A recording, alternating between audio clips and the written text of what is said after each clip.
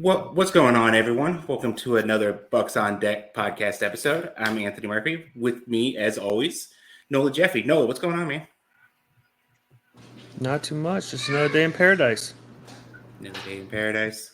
Sounds good. Well, we don't do the video anymore on it, but we do have. I guess this is the first time we've brought someone onto the show since we've started on Bucs On Deck.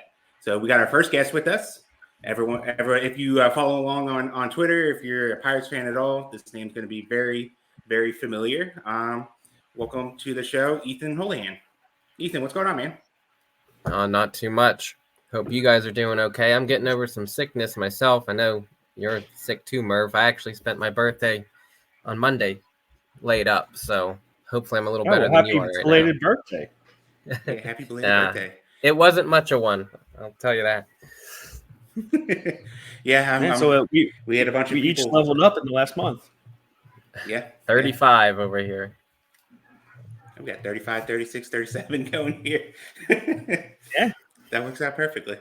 We had a bunch of people over at the house and a bunch of kids. And, kids can, when you get a bunch of kids in the same area, that stuff gets passed around pretty easily. And, I got the short end of the stick here. So I'm fighting off a little something. Nola and Ethan are kind of drive the conversation today. Of course, Ethan, the go-to guy when it comes to just anything like payroll, finances, that kind of stuff. And you recently did an article for the site on Bucs On Deck, kind of laying out the offseason schedule, dates, what's kind of going on and stuff like that. Before any of that can get going, we obviously need the World Series to end. And they aren't cooperating. No, they are not. They are not. The Yankees decided to show a little life here finally, it looks like. But things kind of get kicked off pretty quickly, though, as soon as the World Series wraps up, though. Isn't that right, Ethan? Yes. As soon as it's over, players become free agents. That is essentially the first thing that happens. That's the following day. So say the Dodgers come back and they win today. The Pirates have, how many of it? 5? 1, 2, 3. Yep. 5 players hit free agency tomorrow at like 9 a.m., I think. I don't think I put that one in the article, but I believe it's 9 a.m. So that is the first thing that happens. Now it looks like you got the list. Wait, 9 a.m. real time or fake time? Real time. Not 100% sure what that means. Eastern time? It's Eastern. Nola's on fake time, so we always fake time. 8 a.m. 8 a.m. is real time. No, it's not. All right. So it looks like you did have some of the free agents listed here. It looks like mainly pitchers or mainly relievers, and all lefties too.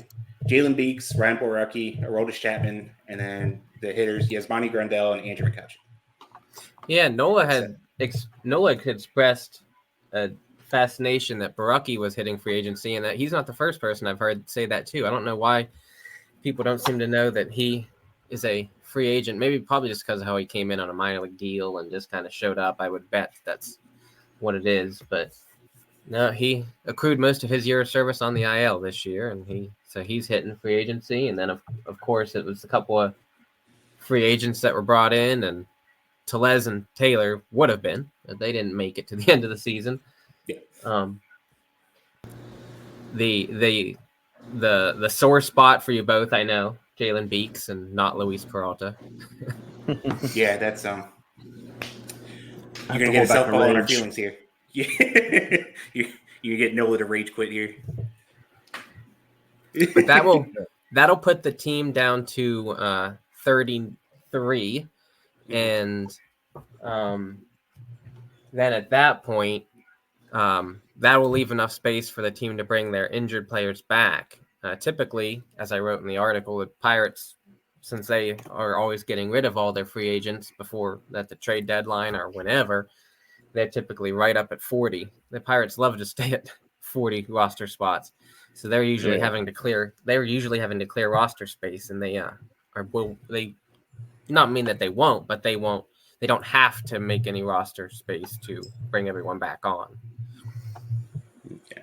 And you said like bringing guys back off, like the guys on the 60-day injured list, correct? Yes. Yep. They have to be reinstated. 5 days after the World Series, and that's like, I think, consider the calendar always throws me, but I want to say that, like, again, let's just use it as if, okay, the series ends tonight. It would be 5 days with tomorrow counting as day one. And I'm going to, of course, count that just to be 100% sure, but the 31st, 1, 2, 3, 4, 5. Yep. Yeah. That's what didn't want to say something incorrect, but. Right. So if it were to end tonight, what day would it be technically that they'd have to have everything? That date would be the 4th. The 4th. Yeah. I don't like doing math, so. Like, it is always a little confusing because it's like, well, because I don't know. Oh, the DFA one is weird, but like, well, the day you're DFA'd is day 0, and then, well, when do you start counting? When is day 1? When is day, and when, and of course, well, then the deadline is at 5 p.m. or 6, whenever there's different times associated, so it can be a little confusing. But no, that in this scenario, and that's why I have it in the article that listed out. Well, if it ends on such a date, then this is the day, and so there's several options right now. That's fluid. There are set dates for certain things, like the tender deadline or the reserve list, or there are actual dates for that. But a lot of things here right at the beginning is dependent on when the World Series ends. Hopefully soon, right? So we can just get started on it. Can never come soon enough. Well, I'd also like to quickly point out what was it? Our last podcast we did. I did say Dodgers in 6, so that's kind of lining up for that. I need it to go 7 to get at least the Yankees, because I think I picked the Yankees in 6, right? Yeah, I think we did polar opposites. Yeah. Tomorrow's a travel day too, isn't it? So this gets extended even further.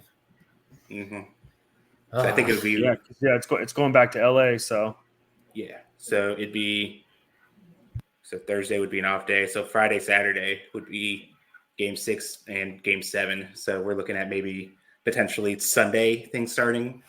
I've had enough of this. I haven't really. I think I right before we got on here, I hopped on and watched like an inning of the World Series, but I don't think I've really watched much of any playoff baseball recently. I'm just kind of ready for other off-season stuff to do.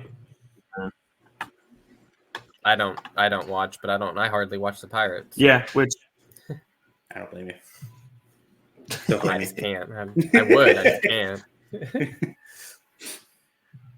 All right, so the free agent, players become free agent basically immediately after the World Series end, and then 5 days after that, that's the deadline to do it. They can do it like anytime before that. Is there going to be like any real like announcement for that? Really, I wouldn't imagine so. The IL, you mean? Kind of something that happens. The IL, you mean? Yeah. I mean, it would be a bigger deal if, like I said, their moves had to be made. Yeah, but it'll probably come with not a lot of fanfare. Unlike those moves that the Reds had to make, like 2 days ago. That was interesting. Yeah, for a roster junkie like me, I read that and I'm like, there has to be something behind this. And if anyone cares, it's because both, who was it? CES, Encarnacion Strand, right? Yeah, and McLean. They were. I knew McLean was in the AFL. I didn't know that the other player was, but that's considered a rehab assignment, and you only can be on rehab for 20 days and before you have to. So I'm assuming that they were playing for 20 days, and then, that's what it was. I didn't count the days. I know that's what happened. That it was reported that their rehab essentially came to an end, so they had to be activated. Did not know that. Which the other thing we're skipping too, talk about 5 days after is because you had mentioned 3 days after they have to make the decision on Marco Gonzalez's option. Yeah, I was gonna try and fit that but that's not a publicly known date, but that's just what the date, same as Harlan Garcia last year, was 3 days after. And there's obviously no chance that's getting picked up, but you will, and that probably won't even be reported by the team. It'll just be one of those things that shows up on the transaction log, and of course Marco's on the 60-day IL, so that's not opening a roster spot either or anything. So it'll just, which I guess it'll be just something that comes and goes, but. Yeah, and I guess, to be fair, depending on which he didn't have Tommy John, did he?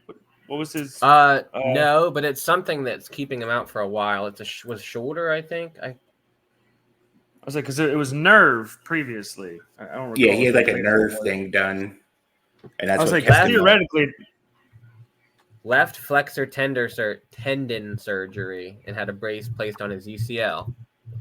That's what this report I have up says. So it's return to action in 12 months. I was going to say, because technically they could decline the option. Never mind. I was going to say technically they could decline the option, release him, and then re-sign him for a much cheaper deal. But 12 months. If he pitches, he didn't do much of anything to get like the Tyler Mahle deal or anything where you're paid to rehab and then get the second year or whatever. Mm-hmm. Yeah.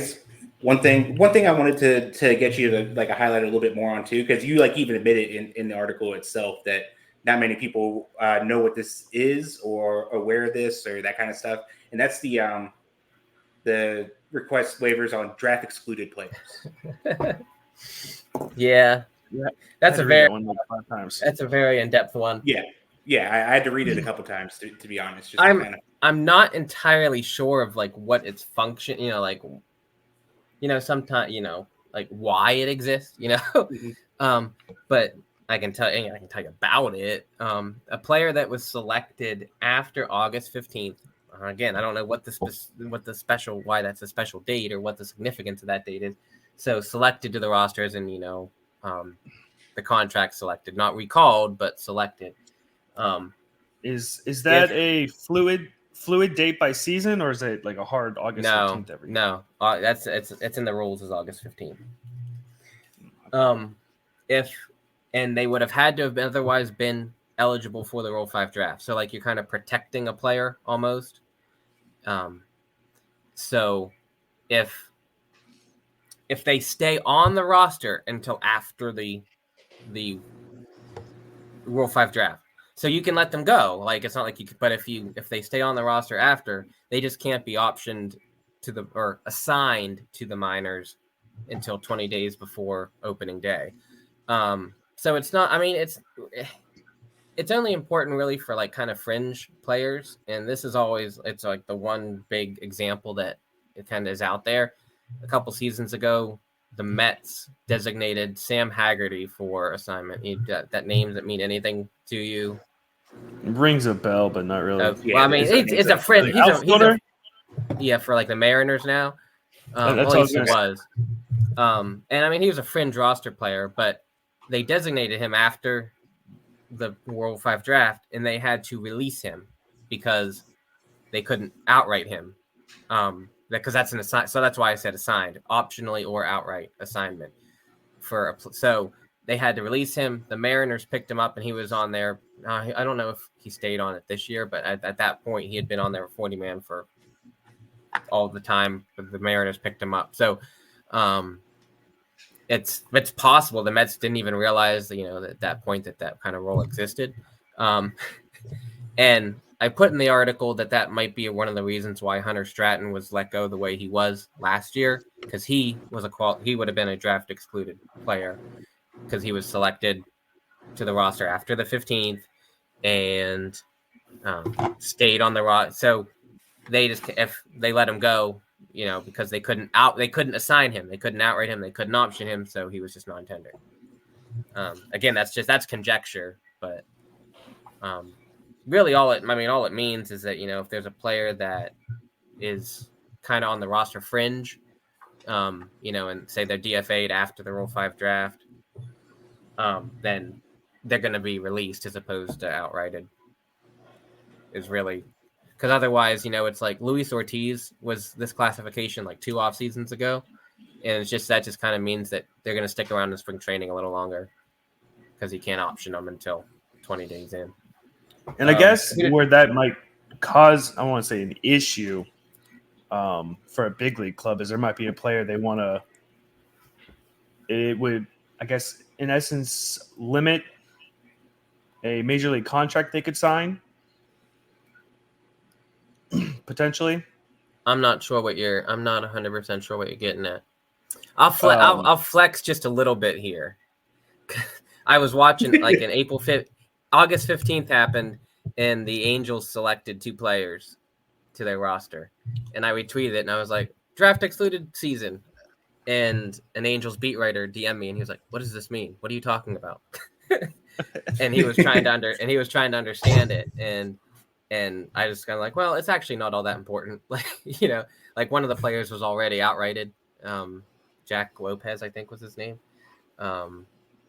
And the other one, Nico Cavadas, probably. So of course, I mean, he's staying on, and that's what I was trying to. Red Sox.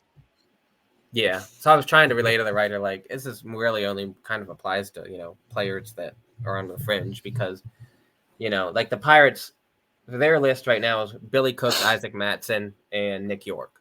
So I mean, of course, Billy Cook and Nick York have their roster spots. Like, they're not going to lose them. So all that means is that they're not going to be optioned until 20 days till before the season starts. But Isaac Mattson, like, it could affect, when he's let go. Really, is all that matters. Well, I guess that's why it's one of those things that maybe it's. I'm trying, I guess, figure out how to verbalize it. The thought that's going through my head because Isaac Mattson would be a perfect example as someone you probably don't really see as having a shot to make the major league roster. So why? I think it just means that he gets let go maybe a little earlier than he otherwise would.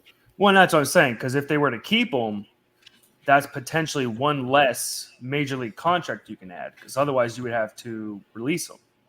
And honestly, and he just probably, if he sticks around like Hunter Stratton, then he probably just gets non-tendered. Yeah, probably. Yeah. Honestly, I mean, it's it's fun to talk about such things, but honestly, it's probably we spent more time on it than it needs to. It's really. worth. Yeah. Well, I mean, you brought it up. It's interesting. Yeah, no, it's interesting, and I certainly wouldn't have let it. It's on the calendar. It's on the major league calendar. Well, and I was only curious if the date was fluid because I think what was it this past year, August 17th or 18th? I want to say 17th was the cutoff for to fall under 45 service days. The prospect thing. Yeah, no. I didn't know if it had some sort of tie to that as well. No, I think it's in the rolls as August 15th. Okay. Weird date. Another thing to keep track of. So moving on to the next thing, like the next part of it is just kind of at that point, it's just the way you put it. The floodgates open. Everything. And I think the thing that probably most people will probably gravitate towards first is like the qualifying offers on there as far as like what is that for the arbitration eligible players? No, qualifying offers are for pending free qualifying. Free agent players who otherwise are hitting free agency who have not ever received a qualifying offer. Okay. I'm thinking of something else down the road. Yeah. So that one, most of the time probably never impacts. Who was the last Pirate to get a qualifying offer? Russell Martin? Did he get a qualifying offer? I don't know. All I know about qualifying offers is that cuts down the Pirates' free agent target list. So I know there's a lot of talk about like Tyler O'Neill. So I know he's a fringe potential qualifying offer guy. And the thing about the qualifying offer is you don't want to offer it. You're going to offer it to a player who's obviously making more than the 21 and change. Right. That who's a foregone conclusion. Why can't I think? Corbin Burns, is he one? Who's obviously going to get a whole lot more than that. But in theory, Tyler O'Neill goes out, his agent goes on the market and says, "Oh well, maybe it would be good to take a 1-year pillow, $21 million." No, but you're right, Jeff, that it's then the Pirates. I think as a comp B this year, they would lose their third highest pick, which is I did this tweet. I don't remember it off the top of my head. I think it was they were losing their third rounder because it's their third highest selection, so it's first, second, and then the comp pick is protected, so it goes into the third round. But whenever they're comp A, it's first round, comp A, second round, and they lose their second round pick. So if they were to ever do it, the offseason in which they are the comp B ground would be the time because they were losing a third rounder as opposed to a second. But we all know that they still won't. So yeah, and you're half right with it. Russell Martin got one, and then Francisco Liriano also got one in the same offseason. I wanted to say Liriano, the offseason the offseason they re-signed him. 2014. This article is from November 2014. It said the Pirates offered it was a $15.3 million at the time qualifying offers to 2 pending free agents, Russell Martin and Francisco Liriano. That probably is then this offseason they re-signed him to that $339, probably. That sounds right. I can figure that out. And even taking, I don't know if I want to say a step further, but I was just thinking about being a team, like as you were saying, you want to offer it to a guy that's highly likely to get more money because the team issuing the qualifying offer is going to get compensation for it. But I wonder if there would be if someone that was a Scott Boras client would be less likely to get the qualifying offer just because of the past couple off seasons where his guys waited too long to where they had to settle for a 1-year contract. I don't know. I mean, it's something I've never put a whole lot of thought into. Like I said, it's just kind of a game. It's just kind of a game. You're why can't I think of a term? But you're just trying to play in the odds, and because a lot of times you don't want to get stuck with because more often than not, players don't take them because teams are offering them to the correct players. But who was it? John Peterson and Martin Perez both accepted 2 off seasons ago, I think. Yeah. Which, and I guess there's a date they have to accept it by, correct? Well, that's what. I don't have that in here, but I think it's 5. Then it's 10 days in total, so it might be 5 after is the last day to offer it, and then 5 after that is the date to accept it. Okay, because that's what I was just wondering. Because say, because I was thinking of someone like a Jordan Montgomery who ended up signing a 1-year, $22 million contract with the Diamondbacks, but it wouldn't have mattered because he would have likely declined it. So I am looking here. November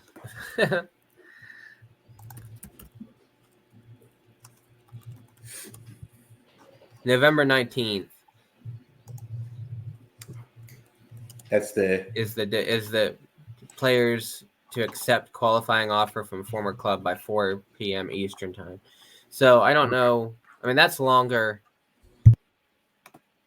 That's longer than someone told me it was a 10-day period, but no, that's the calendar I'm looking at says the 19th. So yeah, but yeah, I mean, I guess in that regard, it wouldn't play any part just because a player hitting the market thinking they're going to get fat contracts going to assume there's by middle November that they're still going to get paid. It would be until like March, and when they're like, oh crap, I'm not getting what I thought I would. Yeah, and the short time frame is mostly just for them, like the representation to go out and onto the market and say, well, is this something that I'm going to be able to beat? Which for a lot of them, the shoo-ins, like Juan Soto, he'll get one, and then the Yankees will get their pick. And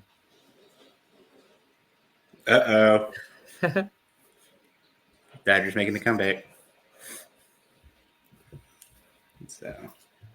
So, I think I know what you were thinking of, Murph. But we'll just move on. Yeah, I'm for sure have a fever right now, so my brain's all over the place.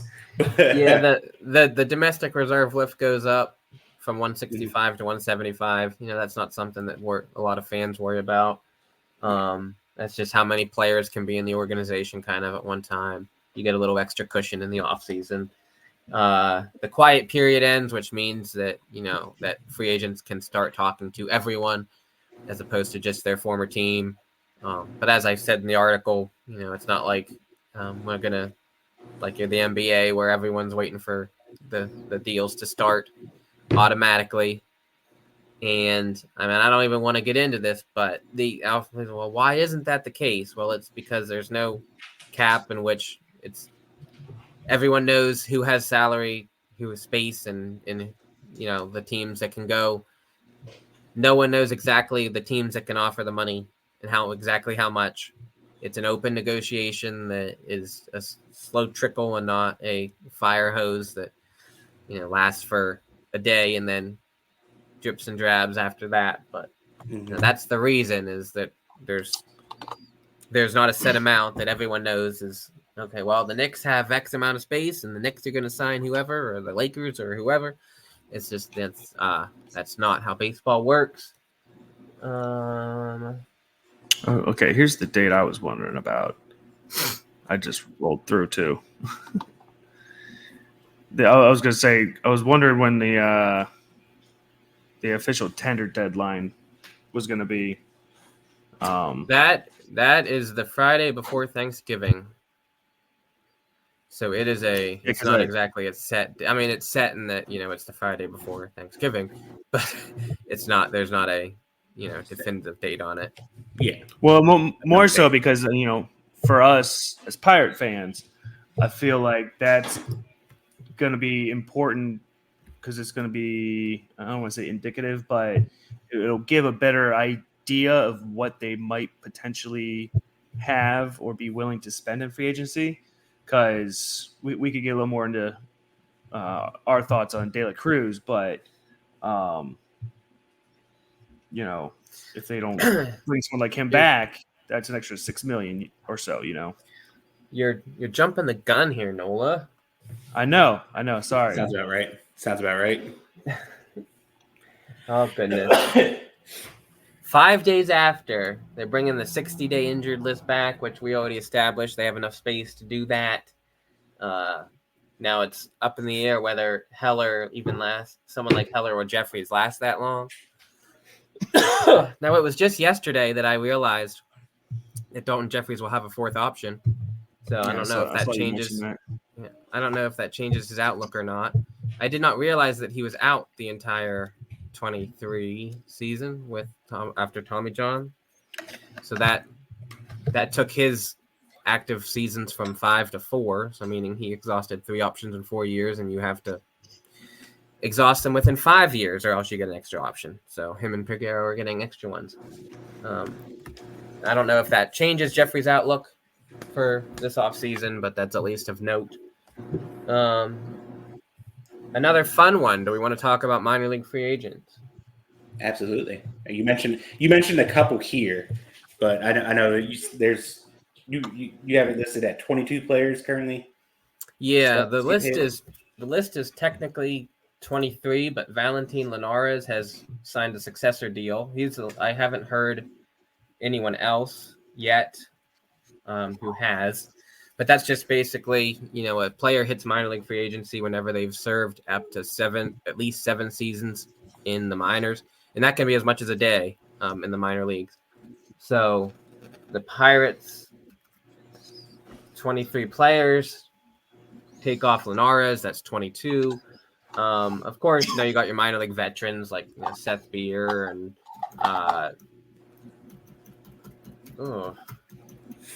Plasmeyer, Mystery Man, Jose Rojas, players like that. But the more Jose Rojas, he wasn't released already? Not that I know of. That happens from time to time. I thought they let him go with a couple of games left to go in the AAA season. Oh, let's look. Yeah, released. Great radio. This is great radio. Or at least he was released by the Indians. Oh goodness, he was released September 2nd. Here I am. I have to. Hey, good one. Good call. Nola got one. Finally. Why do? And that happened in early September too. How did I totally whiff on that one? That makes up for my Borucki whiff. Oh wait. Okay, that's weird. Okay, I don't have him in my spreadsheet. He's gone, but I never took him off the Rule 5 or the minor league free agent list.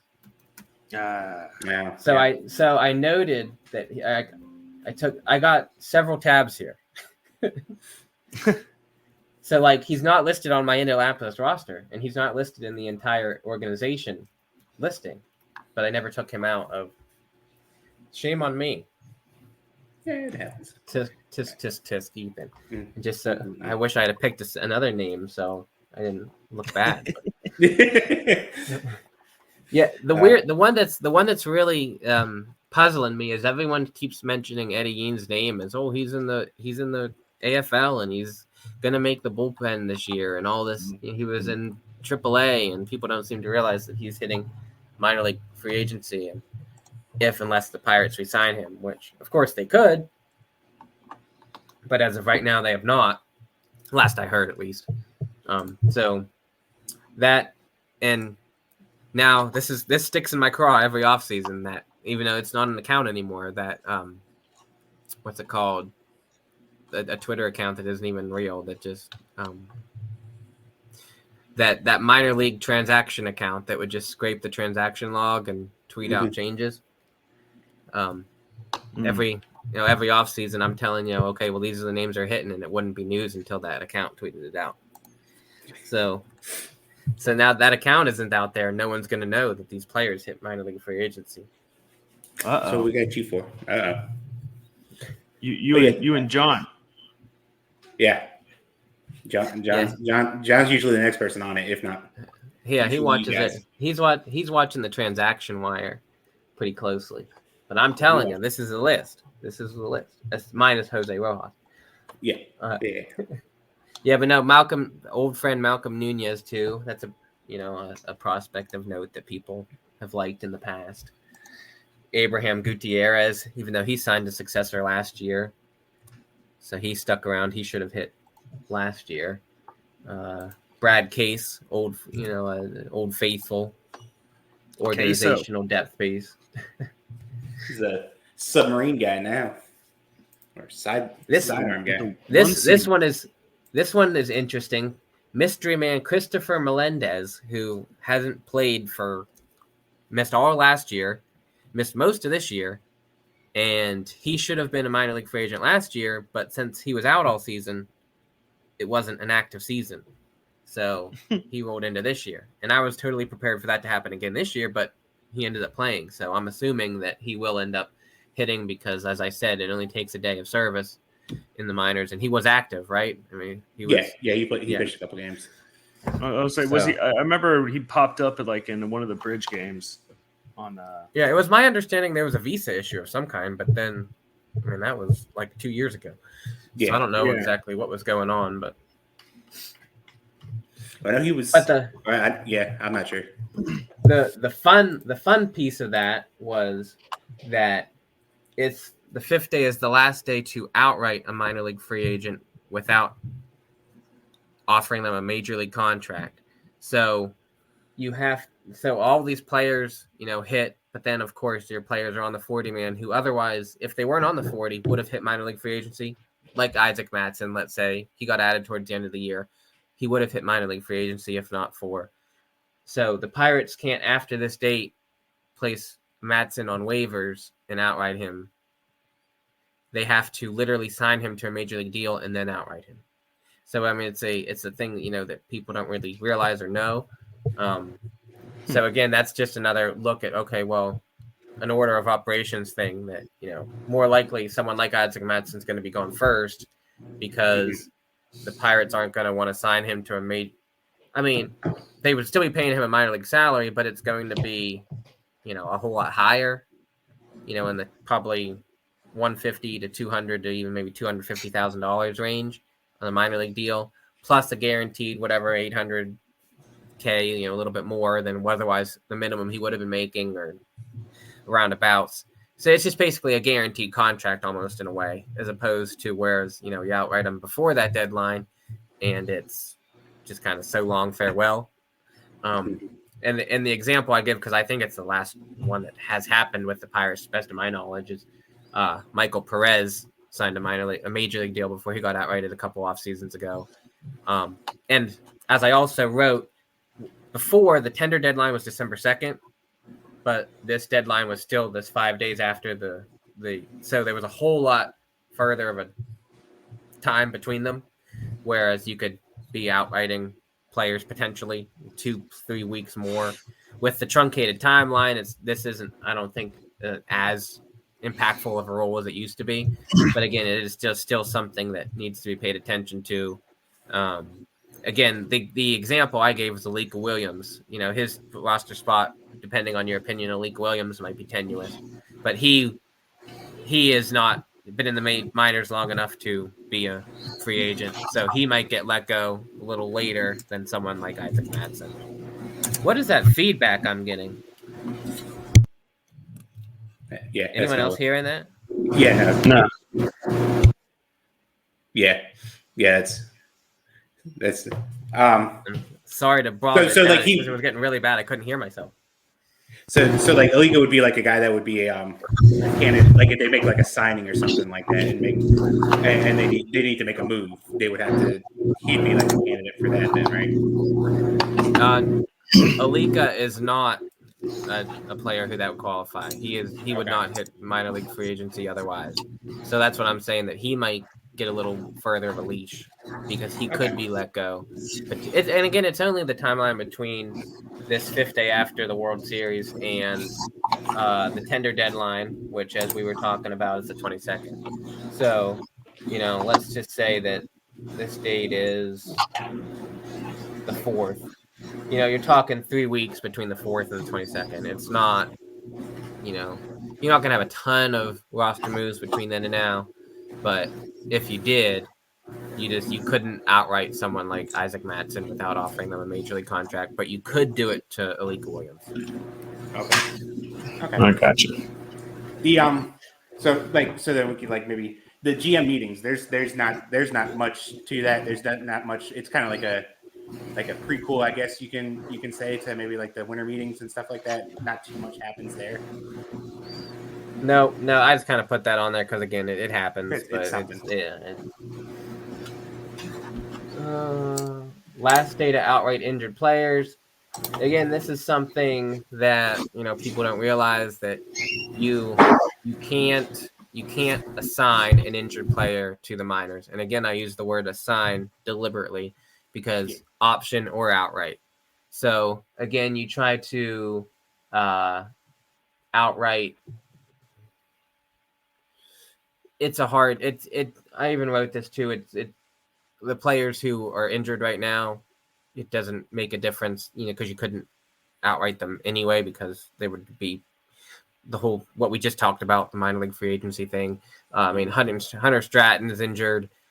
Ben Heller, people with tenuous spots: Ben Heller, Dalton Jeffries, Hunter Stratton. Now, again, I don't know how injured Heller or Jeffries actually are right now. But again, it's just something you're just trying to. Would they do it with a player like Oviedo or Andy Rodriguez, who might be expected to begin in the minors next year? No, that would. They're not gonna attempt to outright Andy Rodriguez. Well, wait. I guess. Okay, sorry. I think I was just misunderstanding. Yeah, no, you can't assign an injured player. So this is the first that the player I used as an example last year, Marcano, was a little better. His spot was definitely tenuous, and as you saw, he was outright. He was placed on waivers. He was eventually claimed, but if it was after this date, he would not have been able to be outrighted. So if he was placed on waivers, not claimed, they would have had to release him. Mhm. So if a player is placed on waivers and not claimed after this point, they have to be released. Gotcha. Yeah, within season, you can't assign an injured player to the minors outright or optionally. Once the season ends, you can up until the reserve setting the date for you set the reserve list, and then there's another date right. I think it's 20 days before the season. So there's just there's a small time before the season, a small time after. Otherwise, you can't assign an injured player to the minors. So, and then November 19th, then the more important that people typically care about is setting the reserve list, which everyone just calls Rule 5 protection. But what you're truly doing is setting your 40-man roster officially. And, of course, as we all know, there's really no drama there for the Pirates this offseason. That's why we're going to start drama, just because. John Sullivan needs to be protected. Sammy Ciani, protect him. Brandon Boudoir, protect him. Do it.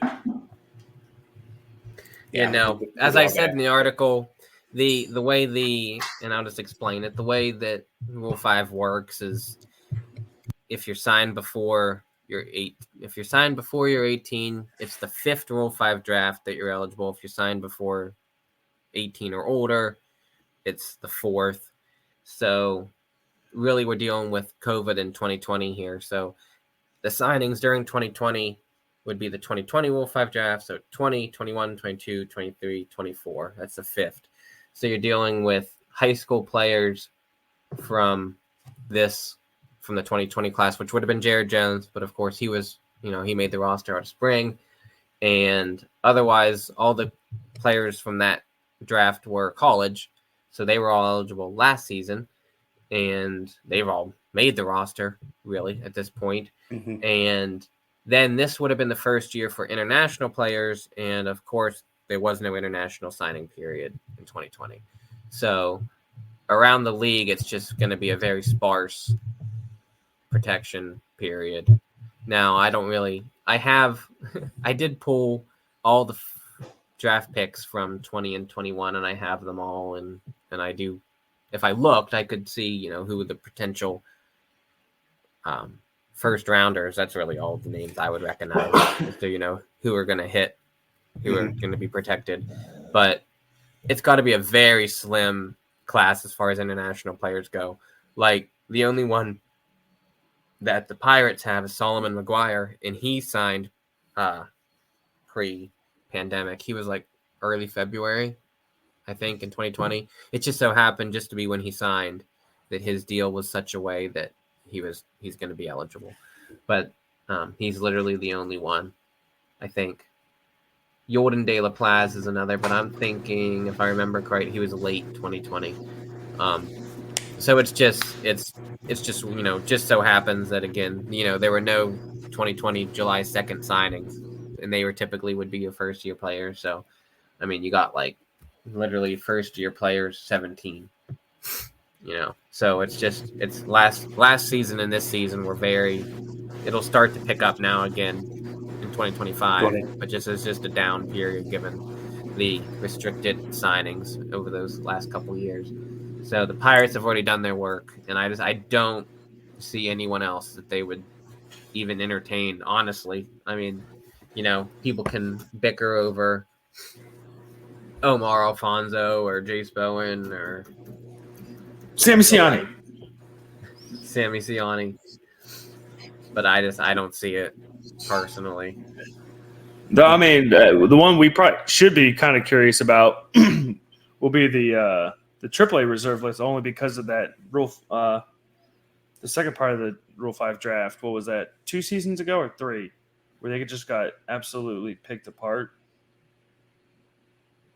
Where everyone was there, like 4. They lost like 14 players. Yeah. That was not last. It wasn't the last offseason. So was it the offseason before that? I think it was the offseason before it. I'd say it was 2 or 3. Yeah. And they left like 8 spots on their roster. And now keep an eye out.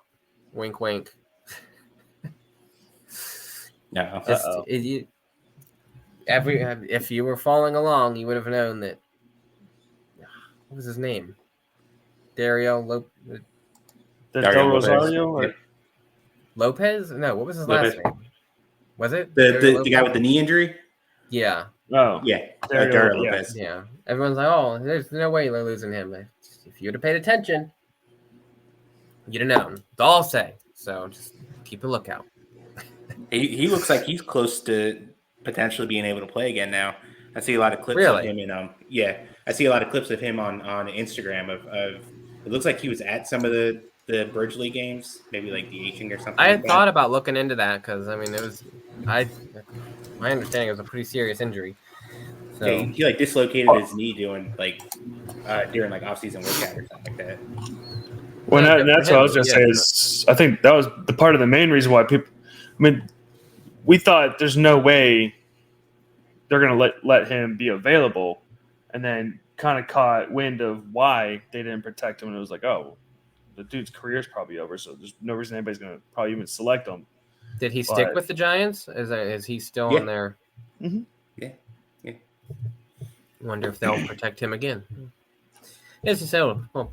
Now the AAA thing is fun, just watching that progress too.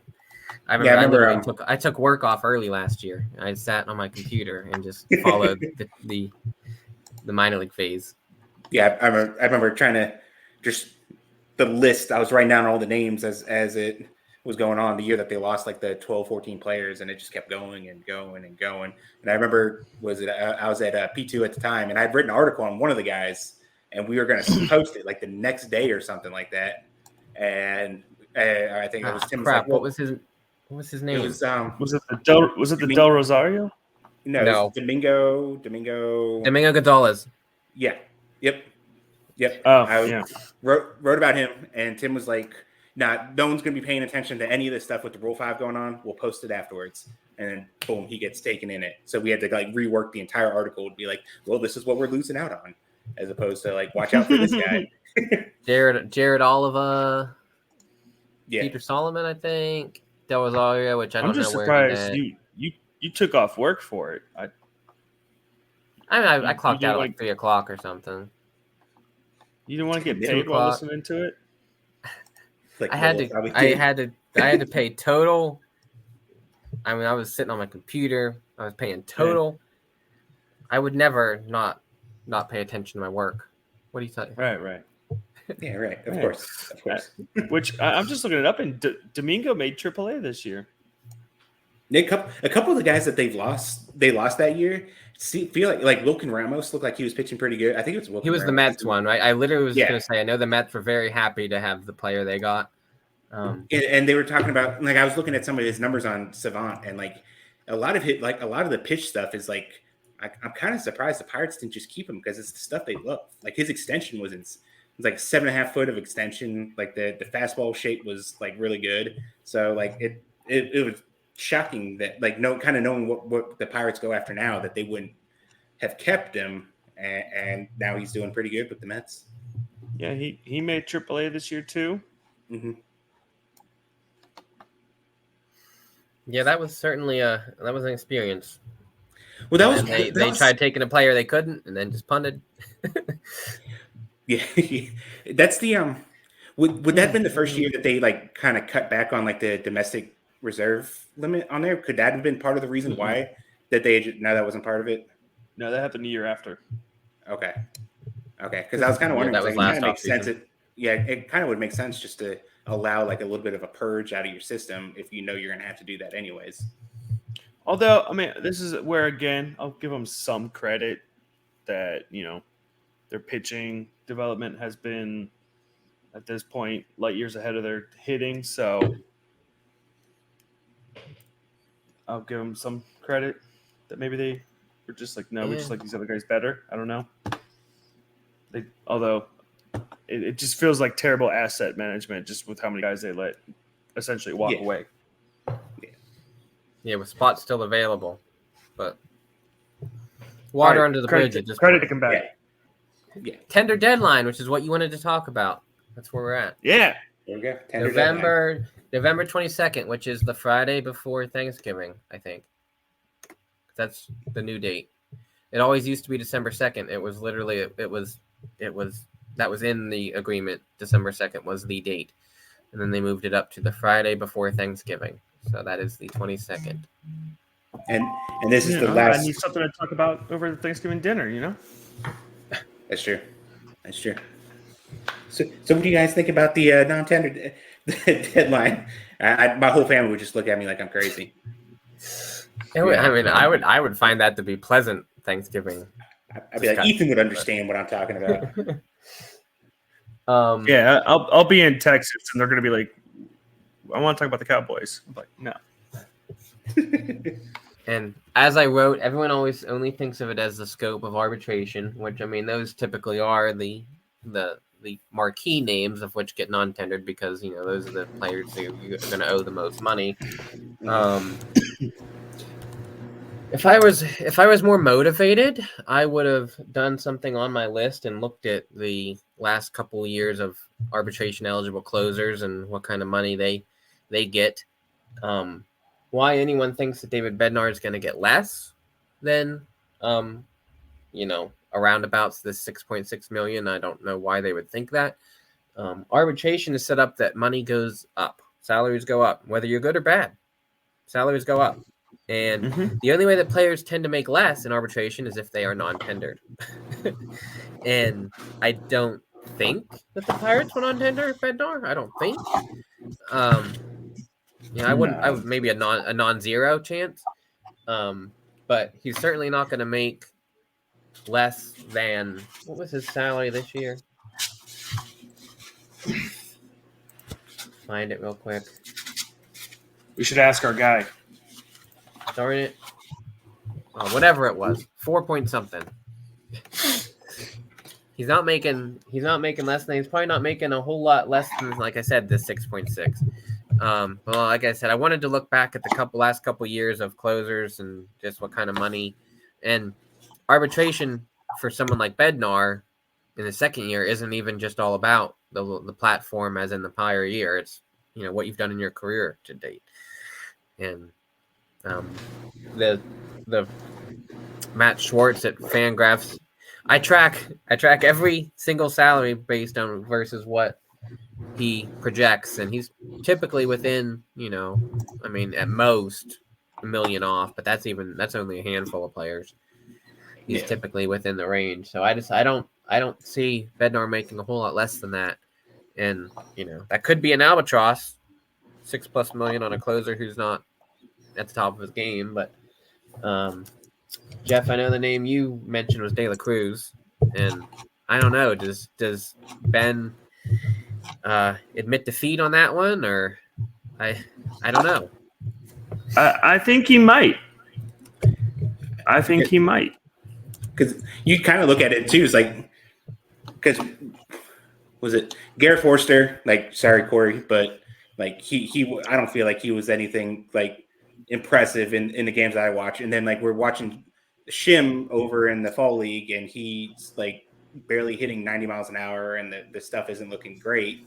So and all the reports from analysts and scouts too haven't been very promising. So like you could almost say like you just cut bait. It doesn't look like you're going to lose. Like you definitely doesn't looking like you lost anything. Like if you just go ahead and cut bait now. So, and then it would give you more money to work with, I guess, theoretically elsewhere in free agency. So, and that's, and I'm even looking at it right now, at least like, F4. I mean, he's been worth negative 0.1 F4 in his career. He's pretty much just been a steady downhill.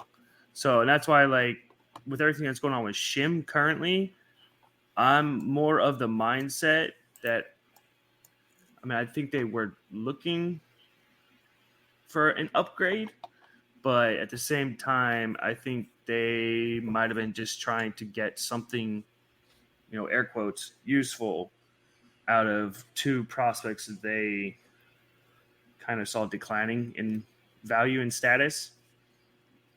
And they couldn't they didn't pull the trigger on any other outfielder, and they're like, well, we need an outfielder, so they just kind of got a warm body and crossed their fingers, and so yeah, I wouldn't be surprised. I mean, a first-year ARB salary of $4 million projected. Again, projection. That is not saying that that's what they're signing for or anything.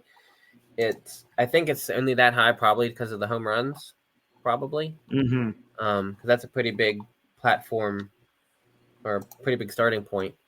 So I don't think I would be surprised one way or the other. If I had to guess, I think if you made me, I would say he gets tendered, but I wouldn't be surprised one way or the other. I mean, look, at least looking at the MLB trade rumors numbers, it'd be kind of wild to pay Joey Bart $1.8 million, and he's useful, and then give De La Cruz twice that to. And that's just the system. That's just. I mean, it's not a perfect system. I'm just saying from the Pirates' perspective, I just. Well, then they better go find a right fielder. They've been trying. Jack Swinsky rebounds.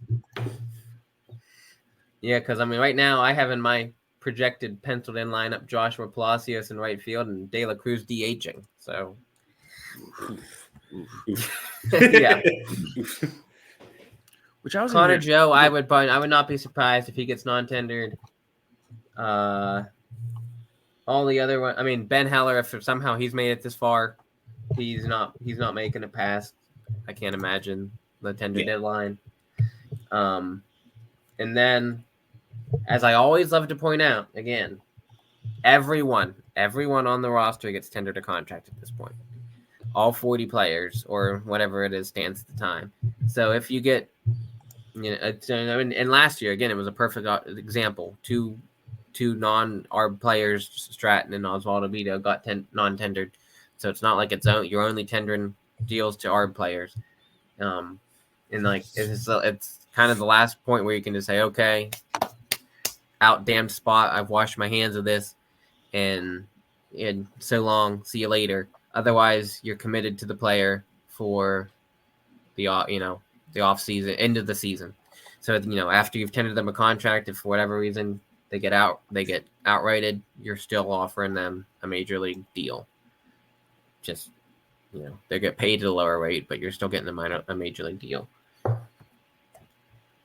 Yeah, I mean, looking at this, I wouldn't be surprised if Heller, Joe, and De La Cruz don't get tendered. I feel like Connor Joe, with like adding Billy Cook now, like Connor Joe's probably the easiest one to say probably isn't getting tendered, just because Cook can probably fill that same role as a first base / outfielder, and he provides and the defense is much better in the outfield than what Joe brought to the table. So I think Connor Joe's probably the easiest one to say. The rest of them, you could make a case, I guess, because I guess in the bigger picture of things, $4 million isn't a lot for De La Cruz. It'd be kind of like you said, Nola. It'd be kind of weird to be paying someone like De La Cruz double of someone like Joey Bart, who's probably going to hit in the middle of your order. But yeah. Yeah, I mean, Ben Heller is, I think, but again, I just don't think he's made it that far anyway. So after that, I would say Joe is the most likely, and then De La Cruz. But yeah, that's the fun to wait and see. Yeah. See, and right there, that's like that opens up $8 million. Yeah, I guess that's worthwhile to say that with all these players projected. I have payroll at 80.5. So if you're thinking that they're going to be in the 90 to 100 range, they don't have a ton of wiggle room. So now, I mean, I'd love to see them higher than that, but realistically, I know what I wrote it in the article too. I do not understand Johan Oviedo's projection. Players who are injured the whole year just do not get raises like that. So I would not be surprised if he comes in a lot lower than that. I mean, not significantly, half would not surprise me. I guess half would be $750, and that's only 10 over the minimum. So I'm thinking he'll be in the 8 to 900K range. That's just me. Super. Maybe they're just really going off of his 2023 season. Well, I don't think so. Bless you. Because like the injured thing usually trumps like everything. Yeah. Like if you go through, I was going through the entire list of players, looking at them the other day, and just every player who was injured is just essentially the same salary. So it's just I don't know what that deal was with that, but It might have just we been want to something. look at the next. Let's see. This is another favorite of mine. December 8th, final day to outright players before the Rule 5 draft. You always have a couple off seasons ago. I remember everyone freaking out over Miguel Yajure and Ali Sanchez, and they're like, "What happened? Why are they? How did we didn't know they were on? When did they get designated for assignment? You don't have to get designated for assignment to be on waivers. You can just be placed on waivers, and that's just the last date in which, to clear space basically for the Rule 5 draft. I was a star on Twitter that night. It was fun. It was a good night. Wait, was it a bigger star than your most recent stardom? Oh no. No. ESPN was not talking to me about me with Miguel Yajure. Yeah, you That's weren't for chopping sure. it up with Jeff Passan. No. That was a much more manageable stardom evening. No, but that's just no. Go ahead. I was just going to say after that kind of just that real leads fun up to start. like the winter meetings when like the maybe not the big stuff, but like the most notable stuff that when we think about off season, that kind of points to like the winter meetings and stuff like that and what goes on there as far as the lottery and the Rule 5. And I think the starting date is nebulous. The calendar I was looking at was the 7th. I've also seen the 8th. It might just be whenever people start to arrive or whatever. So I'm not entirely sure what the official, but I know the calendar I was looking at says the 7th in Dallas, Texas. Someday I would love to make it to the winter meetings. I don't know when or how I'm going to do it, but I just have to hitchhike one off season. But one of these days we're going to make it happen. Yeah, we'll see what we can do. I don't know. Last year in Tennessee felt like the time. Like I just could have drove down if I wanted. I mean, it would have been a longer drive, but Dallas, Texas, and plus I'm on vacation like right before it happens this off season, so I'd have to take extended vacation, really, really extended vacation. But I have the date. The next date is December 10th, being the draft lottery, and the 11th being the Rule 5 draft. Without really mentioning, the winter meetings, because both of those happen in conjunction with the winter meetings. And the draft lottery is fun. That'll be, that's a fun watch without anyone understanding what's happening or why. Well, last year was really weird because a couple of teams in the lottery were also CBT payers, so their picks fell and everyone was confused as to why who was it, the Padres, and then the Yankees. Maybe were the Yankees not in the playoffs, if I remember correctly, but Mets. Both their picks or whoever's picks fell 10 spots, and everyone was like, "What's going on here?" And it was confusion as to how they were showing it. So it won't be as confusing this year. But the White Sox and the A's both are losing their lottery odds, so the White Sox will pick 10th definitively, and the A's 11th definitively. In theory, the A's could have dropped lower, but just the way that the lottery is set up, the A's will not drop lower than 11th. So the Pirates finished, what was it, 8th? Is that what yeah. The Pirates finished 8th. So they get a little bit extra percentage of those two teams' chances. So they're over 5% chance, 5.3 to be exact. And they will pick no lower than 14th because, and again, for the draft nerds out there, if 6 teams below the Pirates all jump into the lottery, So no team with the top 6 chances. Then after that, it's the worst record after that. So it would be not the White Sox, but the second picks 7th, 8th, 9th, 10th. The Pirates just basically drop back 6 spots, and they can't go lower than 14. If that made sense. It probably didn't. Yeah, That would be worse. White Sox certainly picked a year to have a historically bad season where they can't. It's really funny. They can't capitalize it on that. And I remember I tweeted out that on draft night last year, White Sox can't pick in the lottery next year. And they went ahead and lost.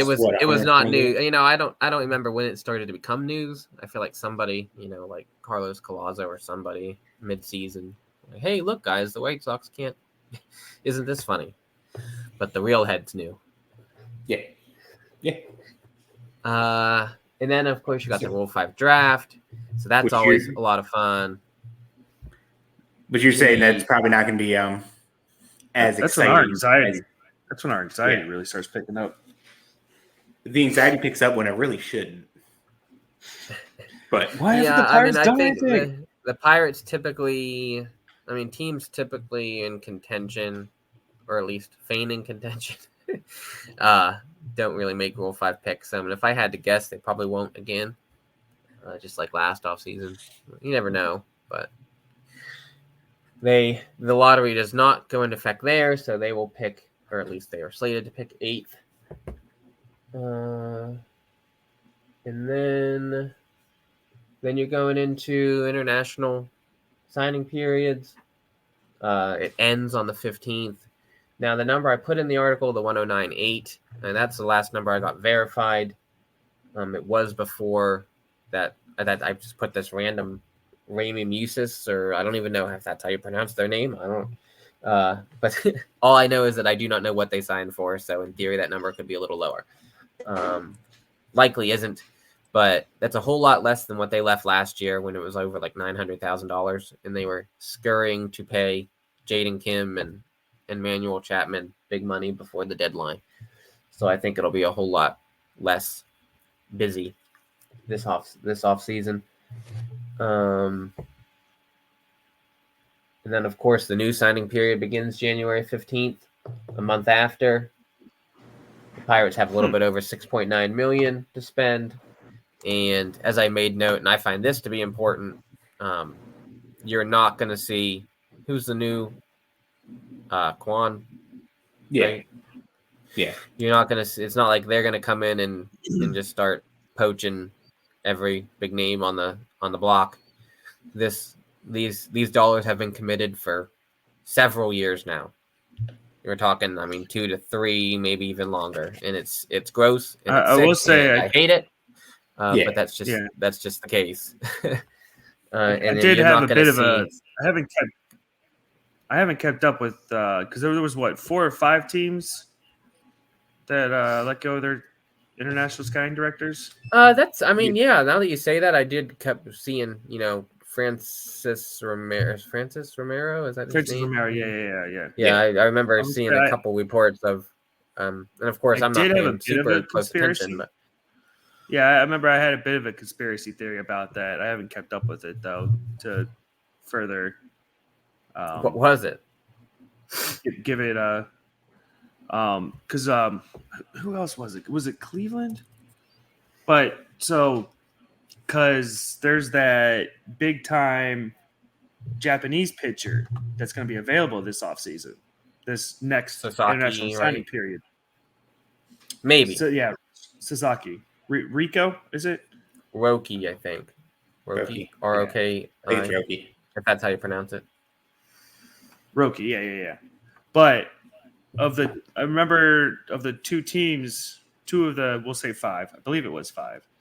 2 of them had, let go of their international scouting directors and signed new Asian scouting directors. And I was like, I wonder if these teams are trying to get a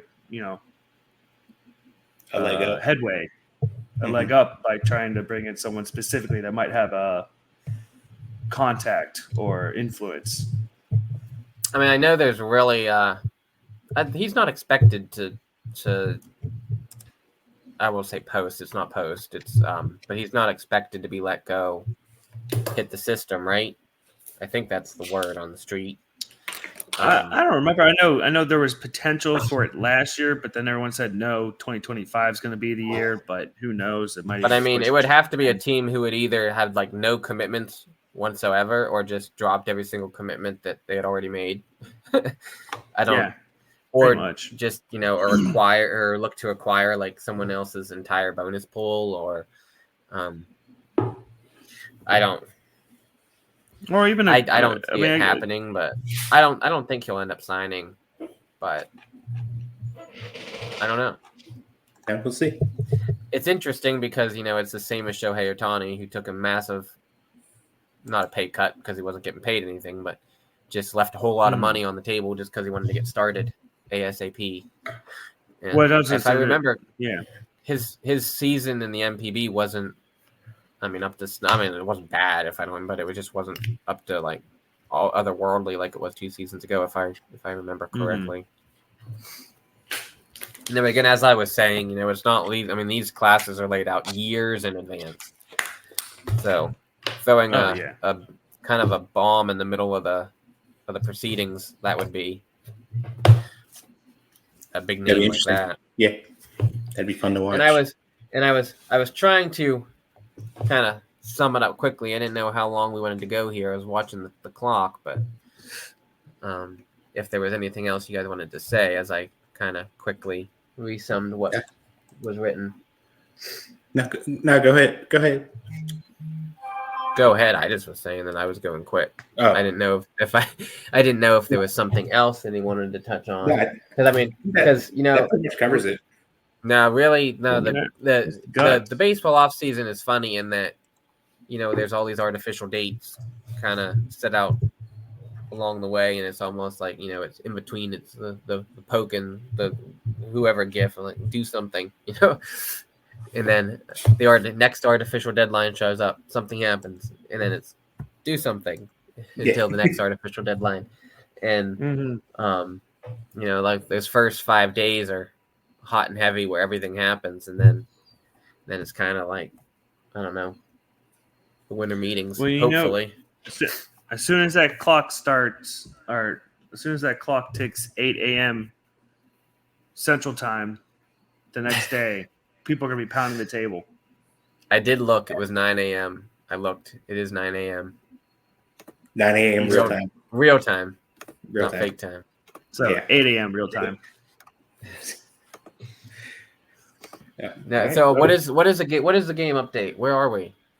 I think the Yankees. Come on! And it's in the 7th. So killing me. Yep, I guess. But I think. Did you have anything else you wanted to cover real quick as far as off-season stuff, or? I don't think so. I'm hoping that it's fun. Yeah. With covering fun. Now, for some reason who didn't know, I took the whole season to try to track every team's payroll, and that was a really hard thing, and it was a lot of work, and I'm trying to figure out how to kind of get the word out, or now I'm just because it kind of almost felt like pointless sometimes, even though it was just kind of intrinsic value, like it meant something to me. And I just finished rolling setting up all the opening day projections for 25, and taking all the free agents out and everything, and I'm gonna try my best and darndest to do it again. And I'm kind of looking forward to the offseason just to see how that goes. But I'm very excited to see and wait for the yearly report that comes from the Associated Press when they report year-end payrolls, and I want to see how I did. Even though I'm still running numbers on the daily, still trying to figure out, little things I may have done wrong here or there, and awards are still to be given out. That's one thing I didn't, that's not covered, but awards all happen, and the fun stuff like the PPI and the pre-arbitration bonus pool and all the awards and all that. I cover all that stuff, and that's always fun too. So payrolls aren't even set yet because you got to wait for award bonuses. So I will be on all of it. Sounds good. Sounds good. But all right. Well, Nola, did you have anything else? No. No. Okay. No. Well, I guess my Nola knowledge, I can just do something real quick. Yeah. I got a quick one. Let it go. No, Nola knowledge is if you have little children or nieces and nephews younger of age, Play Mobile is currently doing a 50% off of orders over $100, and we just went to town to get rewards and Christmas gifts because my son loves animals. So if anybody else has little children, it's a steal On Amazon right now. on Prime Day, we bought a Tony. You ever see like the Tony box? Mm-hmm. You ever see those? They're really cool. There's like a little stereo thing that like the thing about them is the Tonys. Like it's the little people you put on it, and you can almost anything that'll play different songs and music and stuff. And we bought one of those for essentially we got like a whole bunch of Tonys essentially for free with the box. The set like this, we paid the same price for the box and like 5 Tonys as you would for like just the 5 Tonys. So that was a good deal. I had never heard of this thing. Yeah. TONIE. It's really cool. Yeah, Kids I'm love looking at it now. We need to cut recording. Yeah, I don't have any kids, so I can't relate to any of that. So, but Ethan, man, we can't thank you enough for coming on, kind of breaking everything down for us. If you want, go ahead and share out the socials, any kind of where anyone can find your work and whatnot. Sure, it's at Ethan Hullihen, HULLIHEN, and I'm very, very active on Twitter. I've already now, as the off season has been underway, been more active on the Bucs on Deck, posting articles. I'm sure I'll have more upcoming. What do we got? I'll probably be posting that minor league free agent article here soon. Good, you got to pick up my slack. Yeah, Nola's slacking on us. I got to take out Johan Rojas, though. I got to get right on that. And Jose? Oh, see, yep, it's wrong name. Jose, Johan, both Josie. they were both there. And I just got this is it. I just got to log off. Jose Rojas has been my downfall. Of all people, of all. And Nola, where can they catch you on the social media stuff? At Nola Jeffy, NOLAJEFFY. Things I'm working on, not much except for something, but stuff. And yeah, as always, follow me on Twitter at @Murphy88. Subscribe to Bucs on Deck Substack. As you can tell here, Ethan's gets very active in the off season.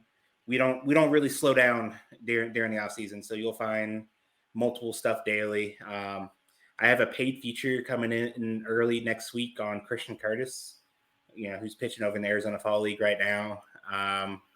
We're going to keep doing the scouting the system, the best tools.